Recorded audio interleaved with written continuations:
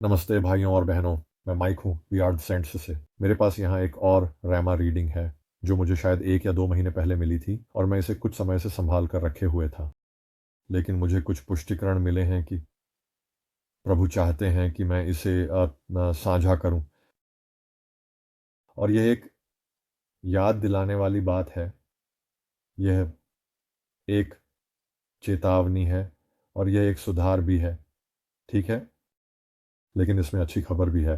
तो मैं अपने प्रभु और उद्धारकर्ता यीशु मसीह को सारी महिमा और सम्मान देना चाहता हूँ, क्योंकि उन्हीं के कारण, उन्हीं के माध्यम से सब कुछ संभव है।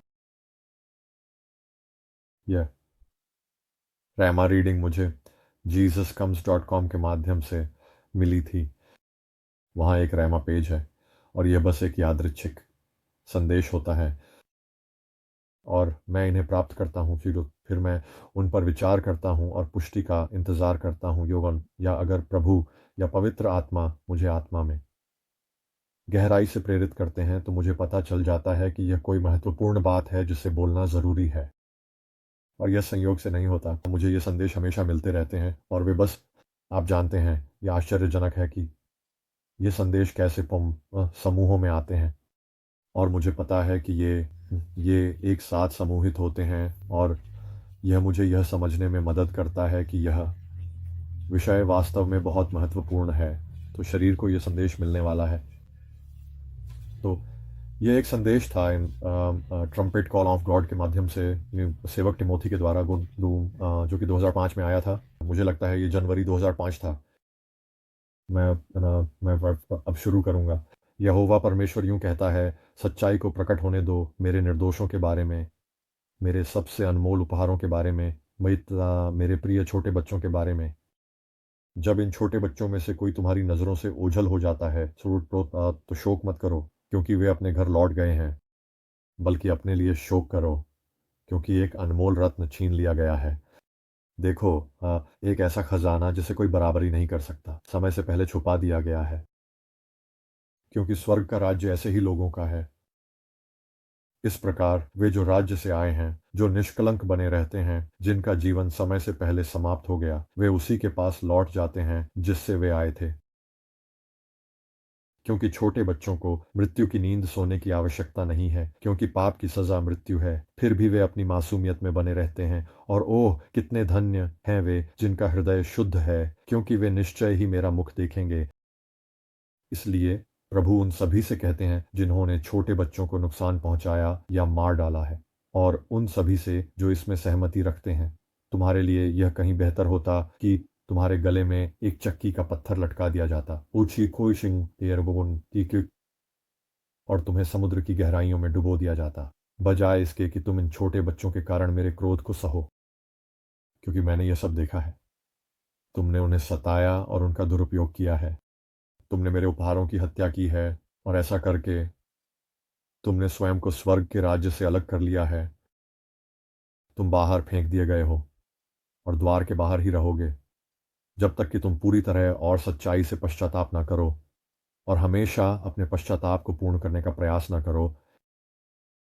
क्योंकि मैं तुमसे सच कहता हूँ, पृथ्वी पर जितने भी लोग परिपक्व हो गए हैं, वे सभी अत्यंत गरीब और उजाड़ हो गए हैं। क्योंकि एक समय था जब तुम धनवान थे, शब्दों से परे समृद्ध, और तब तुमने स्वर्ग के राज्य को जाना था, क्योंकि तब तुमने स्वर्ग के राज्य को एक बच्चे की तरह जाना था। फिर भी अब तुम बड़े हो गए हो, वर्ष पातरुष्टि, और तुम्हारा प्रकाश उनुस्तरुश्चय तेजी से मंद पड़ रहा है, क्योंकि इस संसार के तरीके तुम्हें नीचे खींच कर गड्ढे में ले जा रहे हैं।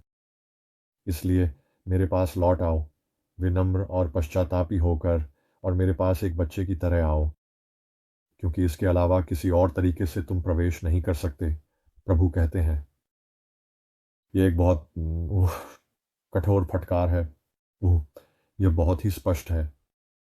ओह, जो कोई भी मेरे बच्चों में से किसी को भटकाता है, इसी वह ऐसे मामलों में सबसे पहले मेरे पास आता है। लेकिन साथ ही ओह, आप जानते हैं, जहां प्रभु हत्या के बारे में कहते हैं, तो ओह, और जो लोग उसमें सहमति रखते हैं, वे बहुत सावधान रहें। ओह, यह एक बहुत ही फिसलन भरी राह है। ओह, मेरी नज़र में भी और प्रभु की नज़र में भी। हत्या तो हत्या ही है। उह, उसके बच्चे, उसके प्रिय बच्चे, उसके दिल के बहुत करीब और प्यारे हैं। और उह, आप जानते हैं, मैं वह व्यक्ति नहीं बनना चाहूँगा महज जिसकी दिल कठोर हो गया हो और जो इस संसार के तरीकों के पीछे भागता हो, चाहे अंत तक ही क्यों ना हो। क्योंकि इसकी सज़ा, वो बहुत बहुत कठोर है। लेकिन जैसा कि आप अंत के पास देख सकते हैं, उसके पास आइए, पश्चाताप कीजिए, उसके पास आइए और वह आपको संतुष्ट करेगा, वह आपकी देखभाल करेगा और जैसा कि पौलुस कहता है, वह आपको विनम्र हृदय के साथ बचा लेगा। मैं नीचे विवरण में कुछ उद्धरण डालूंगा जो वहाँ दो भाई इससे मेल खाते हैं, लेकिन यह अधिकतर एक सुधार है। उह मैं जानता हूँ कि कुछ साल उन पहले खुद मेरे साथ भी ऐसा हुआ था। वही आप जानते हैं, मेरे लिए यह आसान था कि मैं दुनिया जो कह रही थी उसके साथ चलूं और किसी हद तक सरकारें जो अपने स्वास्थ्य देखभाल प्रणाली में क्या अनुमति देती हैं या खास लोगों के शरीर की देखभाल में क्या किया जा सकता है उस पर भी सहमत हो जाऊं। ऊह यह एक बहुत ही मजबूत, यह एक सुधार है, यह एक बहुत ही मजबूत सुधार है। ताकि लोगों को सीधी और सीधी राह पर वापस लाया जा सके। ठीक है, अपना रास्ता सीधा करो। उह इस क्षेत्र में कोई ग्रे एरिया नहीं है कोई, इसलिए बहुत सावधान रहें। मैं अब आपको आशीर्वाद देता हूँ और मुझे आशा है कि यह सच में किसी की मदद करेगा।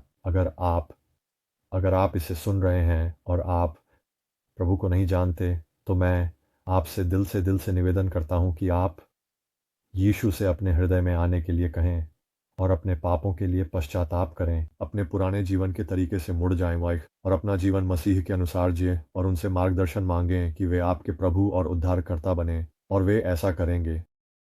प्रभु कहते हैं, यदि तुम मुझसे पुकारोगे तो मैं तुम्हें उत्तर दूंगा, मैं तुम्हारे पास आऊँगा।